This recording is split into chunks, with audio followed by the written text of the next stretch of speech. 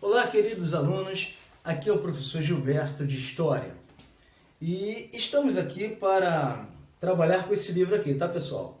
Estamos trabalhando com esse livro, né, de Patrícia Ramos Breicher, né, História do Sexto Ano.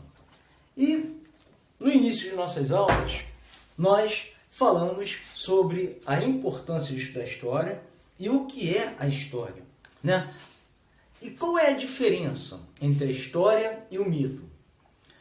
A história, foi ministrado em sala de aula, que a história é a ciência humana que estuda o ser humano e suas ações no tempo, concomitantemente ou simultaneamente aos processos e eventos do passado. Então, a história é uma ciência. A história é uma ciência que estuda, né, as estruturas políticas, econômicas, sociais dentro de uma sociedade, do passado e também do presente. Então, a história é uma ciência de fundamental importância para a formação do indivíduo, para a formação do ser humano como pessoa. Porque ela tem alguns objetivos. Por exemplo, a história tem o objetivo de tornar nós, seres humanos, pensantes. Pessoas que raciocinem, pessoas que tenham a capacidade intelectual de resolver os problemas, resolver nossos problemas cotidianos, resolver os problemas até mesmo da sociedade e até mesmo de alguns amigos, colegas, né? Pessoas que precisam de um auxílio no campo intelectual. Então a história é de fundamental importância para a vida do ser humano, né? Então, qual é a diferença entre a história e o mito? Vamos compreender isso aí. A história, conforme já dissemos, é uma ciência.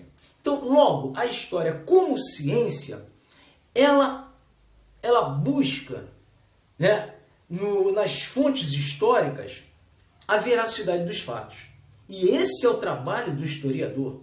Então, o trabalho do historiador, o historiador é como se fosse um detetive. Ele procura pistas, né, nas fontes históricas do passado e procura compreender essas fontes para poder reconstruir a história e recontar a história com a máxima veracidade possível. Então a história, ela é uma ciência que busca a verdade, a veracidade dos fatos.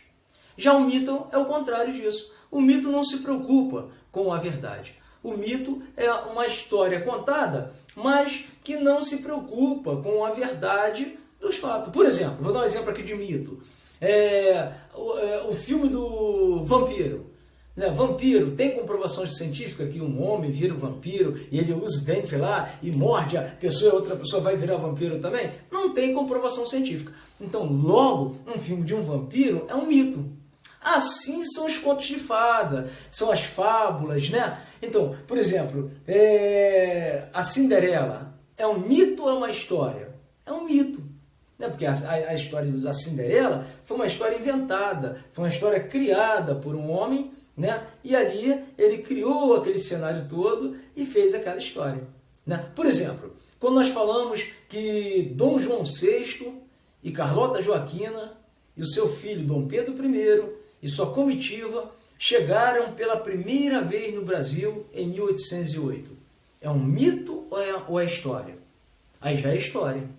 Por quê? Porque tem fatos que comprovam essa veracidade desses fatos. E tanto é que logo depois, em 1809, foi criada a Polícia Militar. Quer dizer, a Polícia Militar tem as suas origens, né, com a chegada de Dom João VI e Carlota Joaquina aqui no Brasil. Então não é legal conhecer a história? A gente passa a entender até a origem, não só da Polícia Militar, mas a origem do Corpo de Bombeiro, a origem das sociedades, né, a origem das organizações políticas. Né? É muito bacana estudar história.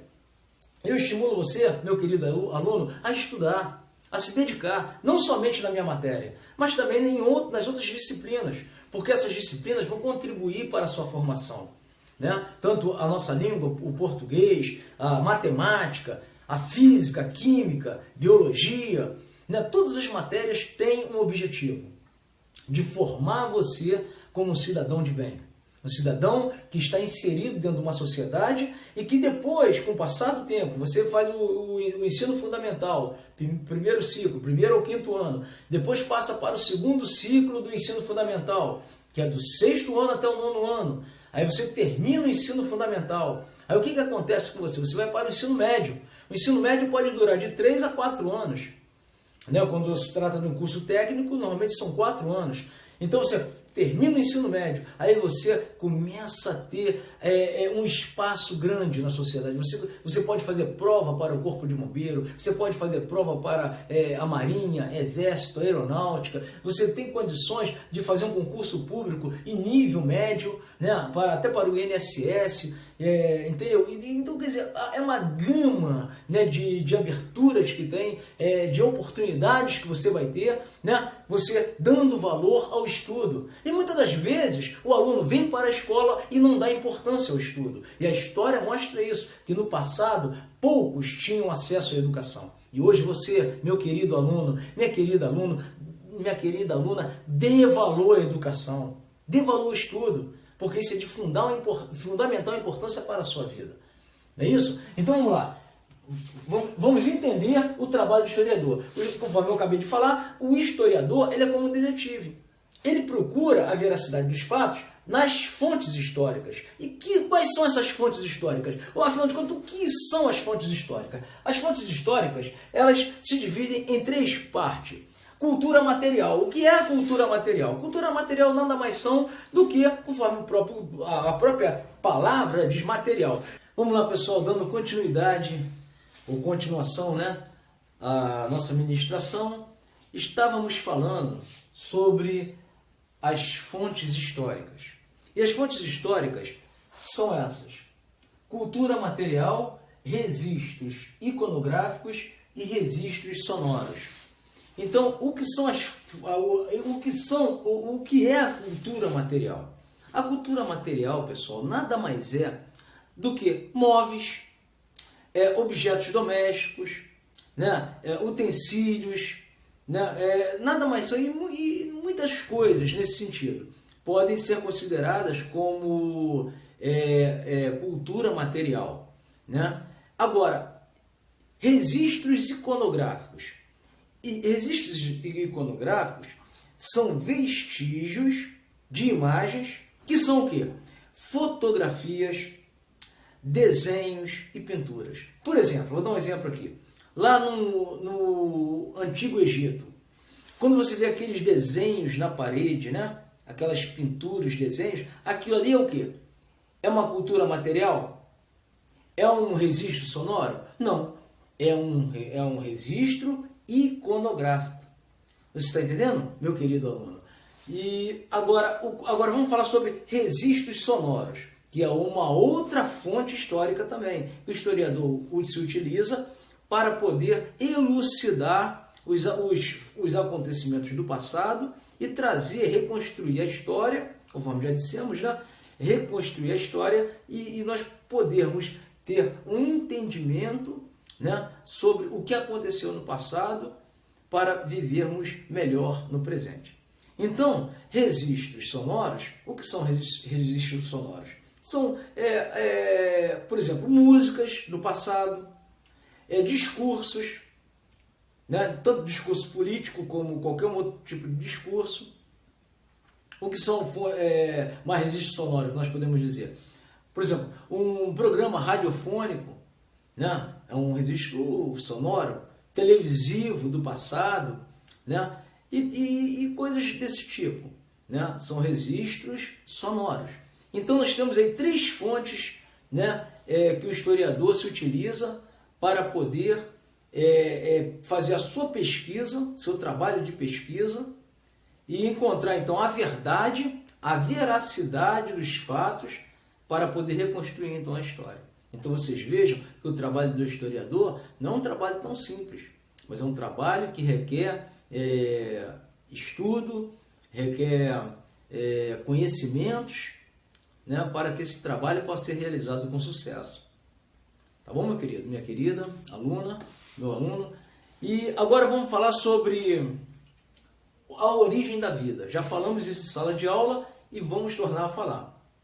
Então, o que acontece no decorrer da história, todo ser humano que chega na Terra, ele quer saber de onde eu vim, o que eu estou fazendo aqui e para onde eu irei.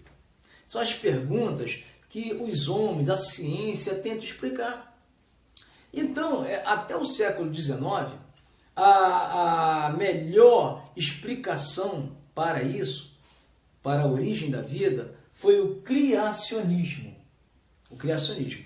E nós temos a principal fonte de pesquisa para entendermos o criacionismo é a Bíblia. São aqueles 73 livros da Bíblia Católica e os 66 livros da chamada Bíblia Evangélica, né? Ou das ramificações evangélicas, que são diversas, né? São vários ramos da área evangélica, né? Então, a principal fonte de estudo dos povos hebreus, são os povos judeus, lá da antiguidade, do passado, é a Bíblia. Então, é um livro que nos traz um conhecimento avançado, um conhecimento sobre esses povos, sobre sua cultura. Então, é muito importante a leitura e o exame da Bíblia, para que você possa entender isso aí, né? A origem do criacionismo, então, vem da Bíblia, né? Aí, a partir do século XIX, Charles Darwin, que era um cientista, naturalista, né? Ele nunca disse como veio do macaco não, tá, pessoal? Vou logo falando isso. Ele diz que toda espécie, toda origem da vida vem de um ancestral comum, né? Então, Charles Darwin desenvolveu, né, essa teoria, chamada a teoria do evolucionismo, tentando também explicar a origem da vida, a origem de como iniciou todas as coisas. Temos também outra teoria, que é a chamada teoria do Big Bang, né? A teoria do Big Bang, ela já vem da física quântica. A física também, ela tenta explicar que através de uma grande explosão surgiu o universo, surgiram os planetas. Através de uma grande explosão surgiu, né, a vida na Terra. Mas a física, normalmente a física tradicional, ela puxa muito para o lado do ateísmo. Ou seja, eles não creem assim, eles pensam que é uma consciência. Acima de tudo isso, da origem da vida, existe uma consciência. Mas que consciência é essa? Né? Aí eu te pergunto, meu querido aluno, minha querida aluna, para a física, que consciência é essa? Chegaram agora a um ponto de falar sobre a partícula de Deus. A partícula de Deus, tirada da física também. Então vocês veem que as ciências, elas buscam também a origem da vida. Não é isso? Então, meu querido e minha querida, como é importante estudar a história. Meu querido aluno, minha querida aluna, tá? Eu desejo para vocês bons estudos, estudem, tá bom? Que nós, o que eu puder fazer em sala de aula para te ajudar, você tire suas dúvidas, né? Leiam as matérias, não só a minha matéria, como já falei, mas a matéria de outros professores.